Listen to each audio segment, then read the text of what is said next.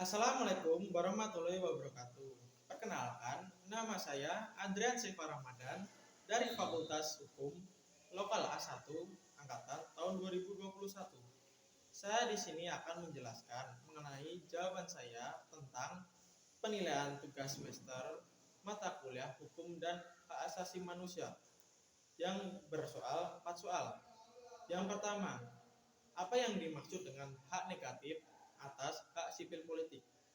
Hak negatif adalah hak yang memberikan kebebasan untuk tidak melakukan atau dipaksakan oleh negara secara hukum apabila dia tidak mau untuk melakukannya. Hak negatif memaksa negara agar tidak melakukan paksaan atau membiarkan orang lain untuk melakukan suatu individu dalam hal tersebut. Secara sederhana dapat dipahami bahwa hak tersebut akan terpenuhi apabila peran negara yang terbatas. Dalam Undang-Undang Dasar tahun 1945 dalam pasal 28J ayat 1 yang berisi setiap orang wajib menghormati hak asasi manusia dalam kehidupan bermasyarakat, berbangsa dan bernegara. Pasal tersebut sesuai dengan Undang-Undang Dasar 1945 sehingga undang-undang tersebut tidak membatasi hak-hak tersebut. Kemudian yang kedua, indeks pembangunan manusia yang pekerjaan perempuan lebih rendah daripada pekerjaan laki-laki. Pekerjaan perempuan lebih rendah daripada pekerjaan laki-laki secara adanya segmentasi jenis kelamin yang bersifat diskriminatif terhadap kesetaraan gender.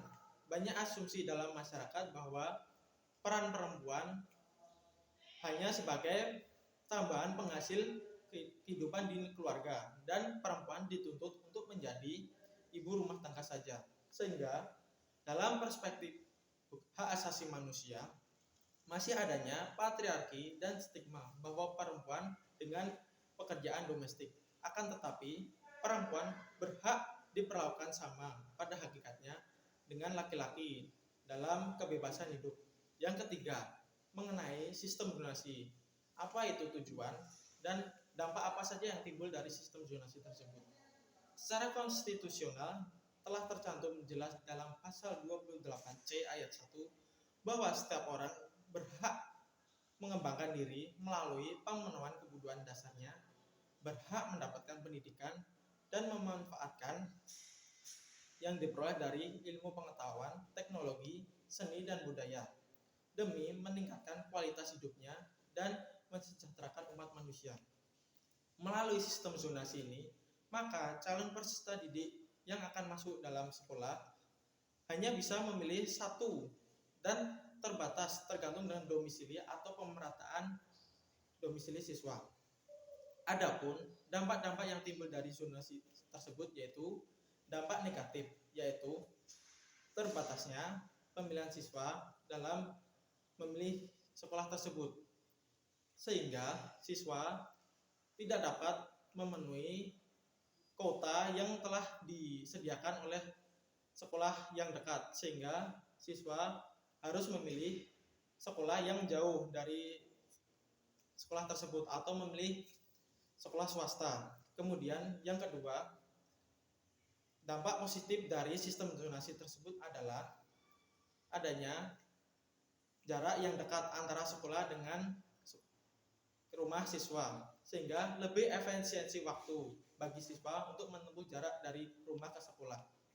Kemudian yang keempat, yaitu tentang apa jaminan pemerintah untuk hak penyandang disabilitas dan bagaimana pemenuhannya.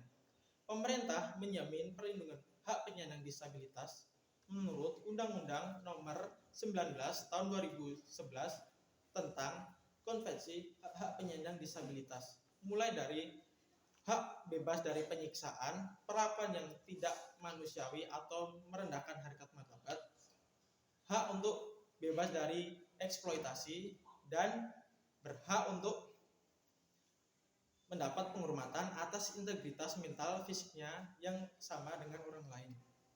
Untuk menjamin pemenuhan hak tersebut, pemerintah menerbitkan Undang-Undang Nomor 18 Tahun 2016 tentang penyandang disabilitas. Adanya Undang-Undang penyandang disabilitas tersebut tidak hanya menjadi payung hukum bagi penyandang kaum disabilitas, akan tetapi menjamin kaum disabilitas untuk terhindar dari segala aspek hal ketidakadilan, kekerasan maupun diskriminasi.